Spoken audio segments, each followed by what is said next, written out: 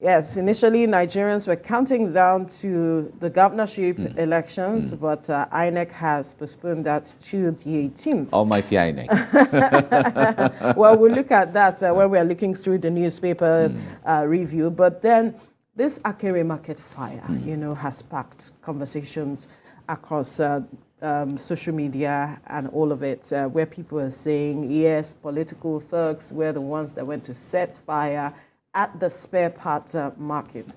There are those who are saying, the police is even saying they are suspecting arsonist attacks and all of it. But whichever way you see it, one has to look at the situation of the markets in the first place, talking about the accessibility, how our markets are built, such that even if there is a fire service truck present to want to access the place and put out the fire, it is difficult. Yes, we saw some governorship candidates go there to make donations, but we must look at the issues as it is. The head of the fire service in that Ajegunle area, I think her name is Margaret Adisheye, in her official statement said the fire started about 3 a.m., thereabout.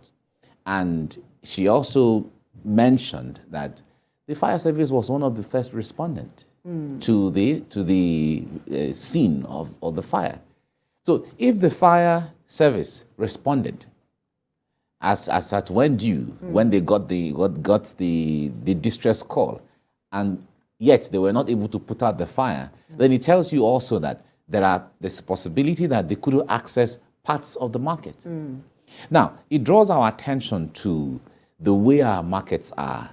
We have always said, if you go to an average Nigerian market, whether it's in Lagos or in Port Harcourt or in Benue or even in Abuja, the way our markets are, open markets, are always poorly organized. In fact, our markets are generally not organized. Yes. Because I guess one of the reasons is because constitutionally, markets are under the residual list of the legislative residual list. So, based on that, local governments are in collaboration with the state are the ones who coordinate issues of markets. So attention is usually not given to markets. The way markets should be cited, the way markets should be organized, the pavement in the market and so on. We have those kind of issues and challenge. And so by the time issues like this happen, then it creates a lot of challenge. Number two is that some of the markets we have are not designated to be the markets. Of course, when the society was being planned, there are places for industrial layout, there are places for residential, there are places for market, there are places for all of those things. But we see that with time, markets, 2, 3, 4 persons will come to one corner and start selling there, and then they begin to spread. And then in 10 years, the whole place becomes a market. A market. You can't have a situation like that. If there is no conscious, in fact, as it is, sometimes you see a situation where if you have a shop here and there's a small space in front of your shop, I can say, let me just manage small. I can be giving you I can give you something small. Let me just patch here. And then by the time I patch here, I will just build on small canopy just to accommodate my wear. And then from there, I'm beginning to expand. In situations like this, sometimes there are no insurance, sometimes there are no backup, no coordination, no data. So when this kind of accident or fire outbreak happens, it becomes so devastating. In fact, as it is, when governorship candidates or those who are concerned go there to say, okay, I give you this, how do you even share it? It becomes an issue of, okay, who will get what? Was here. Exactly. Whose shop was, even if we know whose shop was there, the point there is that how do we know, data? How do we even know that your shop that has 17 million naira worth of spare parts is the same thing as my own?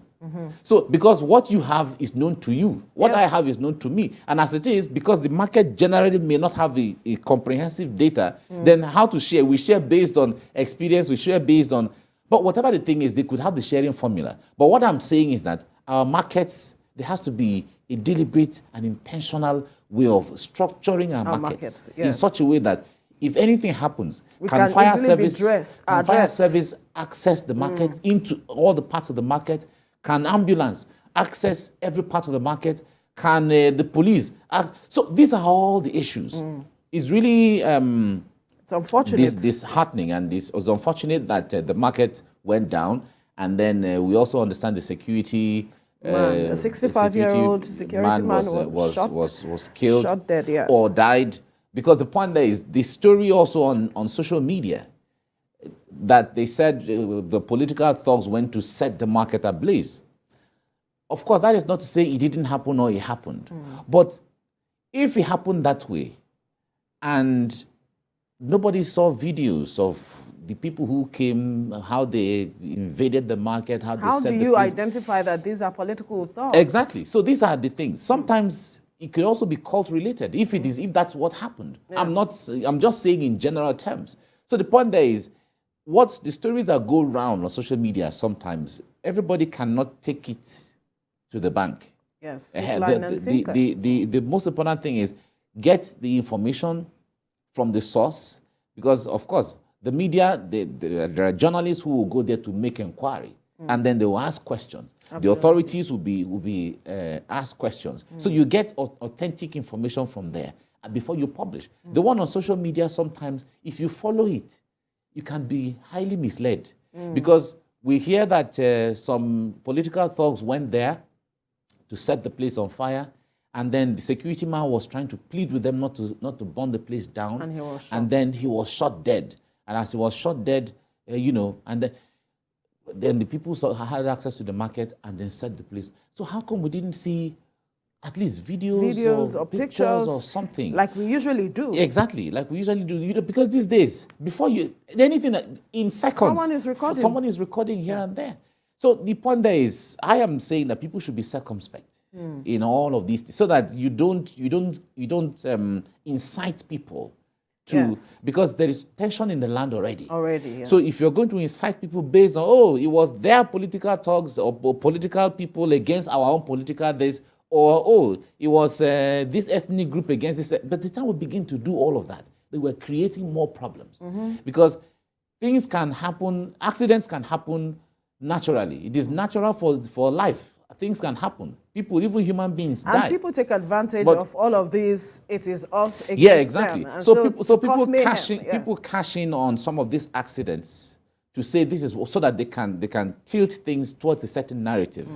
Of course, we weren't there, and we're still expecting the formal reports of the police to come out so that everybody knows actually what happened. But people shouldn't be very quick to say this was what happened. If you knew this was what happened, let us have the evidence of the fact that actually I was there, this was what happened, this is how it happened, and so on. Yes, that is an important point to make there, because this era of misinformation, disinformation... In fact, disinformation because some people intentionally, deliberately want to tweak the thing. We must understand that whatever we do, there are consequences. Yeah, of course. Especially at a time where we are witnessing some tension and the elections are here, we must be careful what we say and what we put out. If we do not have the evidence to back it up, then there is no need putting it out in the first place.